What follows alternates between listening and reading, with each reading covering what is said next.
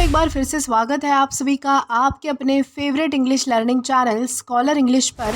मेरा नाम है दीपिका कुमावत और मैं इस चैनल पर वेरियस कॉम्पिटिटिव एग्जाम्स के लिए इंग्लिश सब्जेक्ट टीच करती हूँ। तो बेसिकली आज के इस वीडियो में हम डिस्कस करने जा रहे हैं द हिंदू एडिटोरियल का वोकैब एनालिसिस। आशा करती हूँ कि आप इन सेशंस के साथ रेगुलरली जुड़ रहे हैं और इनका बेनिफिट भी उठा रहे हैं, क्योंकि इन सेशंस का मकसद है आपके वोकैब पावर को और ज़्यादा इन्हांस करना। और ये जो वोकैब सेशंस है ये बैंक, एसएससी, रेलवे, यूपीएससी या फिर किसी भी कॉम्पिटिटिव एग्ज़ाम के लिए इक्वली बहुत ही ज़्यादा इम्पॉर्टेंट है। तो चलिए और ज़्यादा देर ना करते हुए बढ़ते हैं हमारी वोकैब शो की ओर और जानेंगे कि आज का हमारा सबसे पहला वर्ड कौन सा है। तो आज का हमारा सबसे पहला वर्ड है round the clock. Round the clock का मतलब होता है चौबीसों घंटे, यानी कि 24/7, यानी कि जो चीज़ चौबीसों घंटे काम करती है तो उसे कहा जाएगा, उसके लिए हम जो है वो राउंड द क्लॉक इसका यूज़ करते हैं। और ये एक ईडियम है। सिनोनिम इसका होता है 24 आवर्स, यानी कि 24/7 या फिर चौबीसों घंटे। अब अगर बात करें इसके एग्जाम्पल की तो एग्जाम्पल इसका है the hospital provides round the clock medical care. यानी कि जो हॉस्पिटल है वह हॉस्पिटल जो है वो चौबीसों घंटे जो है वो मेडिकल केयर प्रोवाइड करता है। तो इस कॉन्टेक्स्ट में हम जो है वो राउंड द क्लॉक इस ईडियम का अलग अलग सेंटेंसेस में यूज़ कर सकते हैं। देन इसी के साथ हम आगे जाएंगे हमारे नेक्स्ट वर्ड की ओर और जानेंगे कि इसके बाद हमारा अगला वर्ड कौन सा है।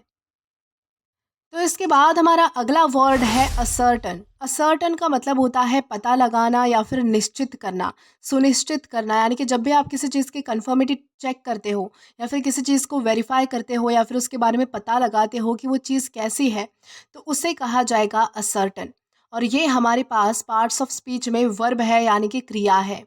सिनोनिम इसका होता है डिटरमाइनिंग या फिर वेरीफाइंग, यानी कि पता लगाना या फिर निश्चित करना। अब अगर बात की जाए इसके एग्जाम्पल की तो एग्जाम्पल इसका है the engineer is ascertaining the safety of the bridge. यानी कि जो इंजीनियर है वो पुल की सेफ्टी को सुनिश्चित कर रहा था, यानी कि उसका पता लगा रहा था कि ये जो है वो अच्छे से मजबूत बना है या नहीं। तो इस कॉन्टेक्स्ट में हम जो है वो असर्टन इस वर्ड का अलग अलग सेंटेंसेस में यूज़ कर सकते हैं।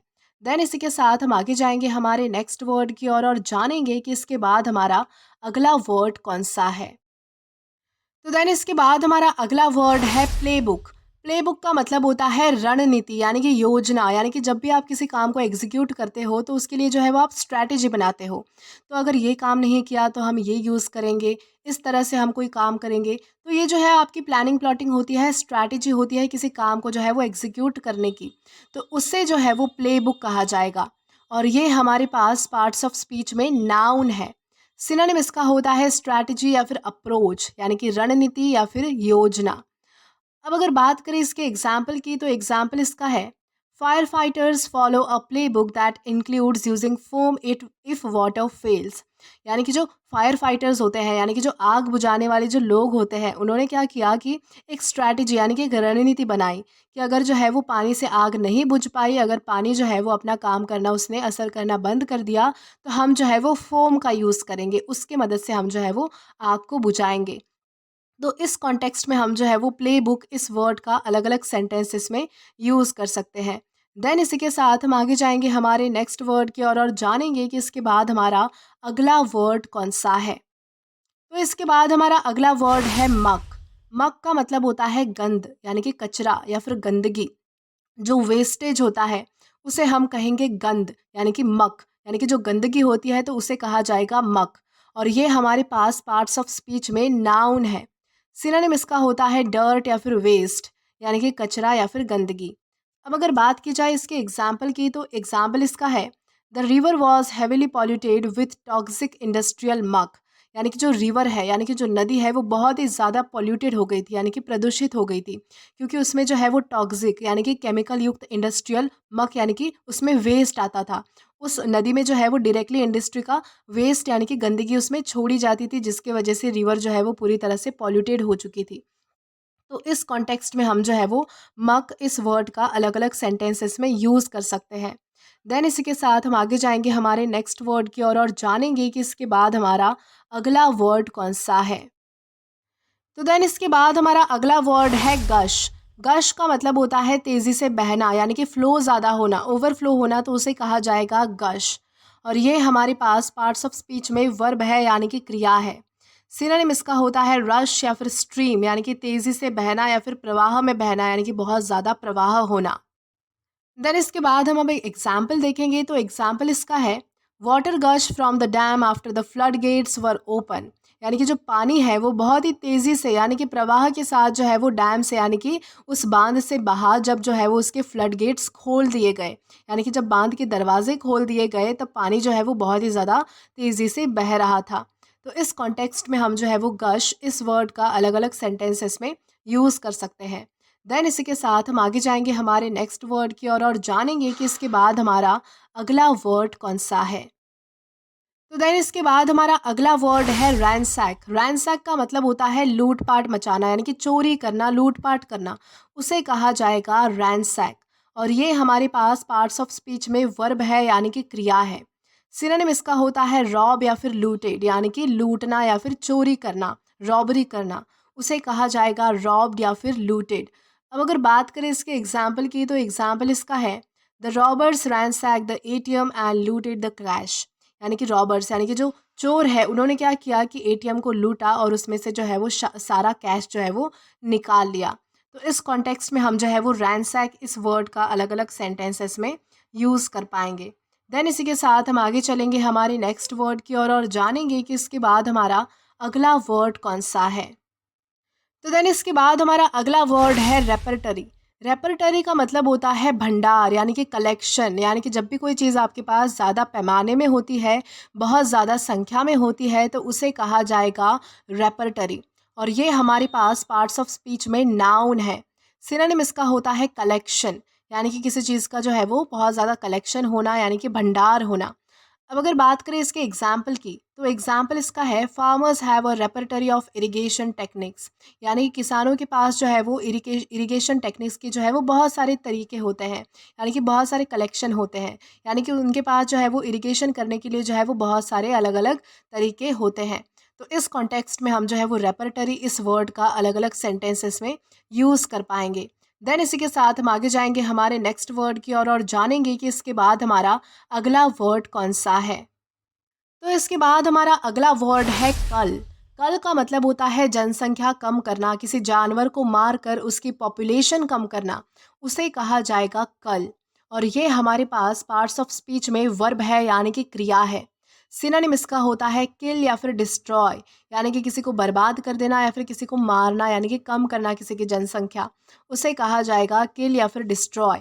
अब अगर बात करें इसके एग्जाम्पल की, तो एग्जाम्पल इसका है India strictly ban culling tigers as their population was decreasing, यानी कि भारत में, इंडिया में क्या हुआ कि टाइगर्स की जो कलिंग है, यानी कि टाइगर्स को मारकर उनकी जनसंख्या कम करना, ये जो है वो स्ट्रिक्टली बैन कर दिया गया, क्योंकि उनकी जो पॉपुलेशन है, उनकी जो तादाद है वो बहुत ज़्यादा कम हो रही थी, यानी कि डिक्रीज़ हो रही थी।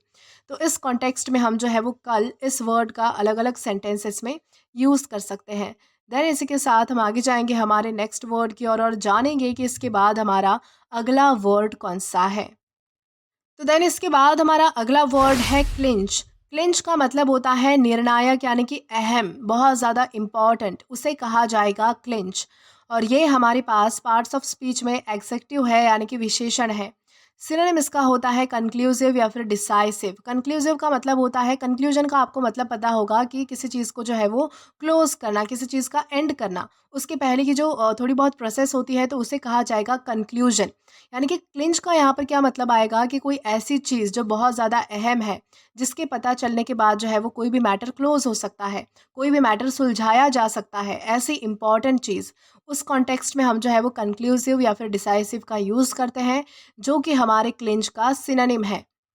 अब अगर बात करें इसके एग्जाम्पल की, तो एग्जाम्पल इसका है the detective found clinching evidence that solve the murder case, यानी कि डिटेक्टिव यानी कि एक जासूस को एक ऐसा एविडेंस, यानी कि एक ऐसा सबूत मिला, एक ऐसा इंपॉर्टेंट अहम कंक्लूसिव सबूत मिला, जिसके वजह से जो है वो सारा मर्डर केस सॉल्व हो गया।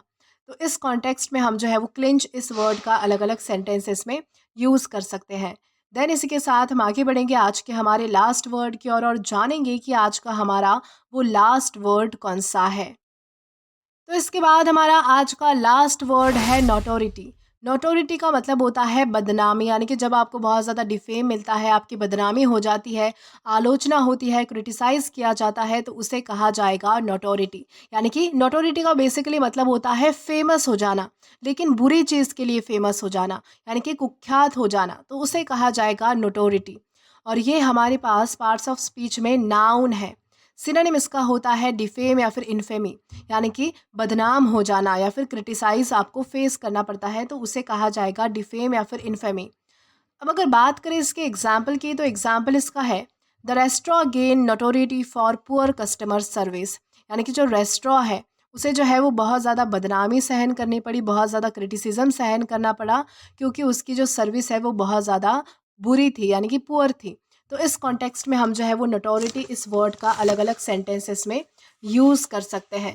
तो दोस्तों आज के लिए बस इतना ही। आज की इस क्लास का पीडीएफ आप हमारे टेलीग्राम चैनल के थ्रू एक्सेस कर सकते हैं। और अगर आपने अभी तक हमारा टेलीग्राम चैनल ज्वाइन नहीं किया है तो टेलीग्राम पर English with Deepika Kumawat search करके या फिर डिस्क्रिप्शन में दिए गए लिंक के थ्रू डायरेक्ट आप हमारा टेलीग्राम चैनल ज्वाइन कर सकते हैं, ताकि आप कभी भी वीडियो से रिलेटेड कोई भी अपडेट मिस ना करें। और अगर आपको आज का ये वीडियो पसंद आया है तो do like this video, subscribe the channel and share as much as you can. और अगर आपने इससे पहले वाले वीडियोस नहीं देखे हैं तो यहाँ पर मैंने एक प्लेलिस्ट प्रोवाइड की है, जहाँ पर आप क्लिक करके वो सभी पहले वाले वीडियोस एक्सप्लोर कर सकते हैं और देख सकते हैं। Till then keep learning. Thank you.